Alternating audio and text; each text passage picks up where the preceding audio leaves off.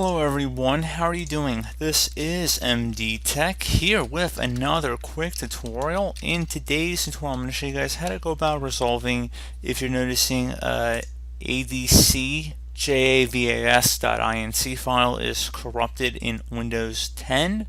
So if you're coming across this issue, this is generally related to the Microsoft J script. So if there's having an issue supporting a specific type of library, in today's tutorial I'm going to show you guys how to hopefully go about resolving this without too much of a hassle.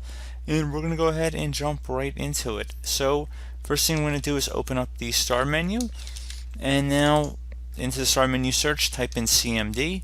Best match should come back with command prompt. You want to right click on that and then select run as administrator. If you receive a user account control prompt, select yes. Okay, so now that the command prompt is open here, you just want to copy a command I'm going to have in the description of the video. The first one's going to be a dism command. So copy that from my description and then go up to the top bar of the command prompt window here. Right click on it, select edit, and then select paste to paste it in. Give it a couple moments to run here.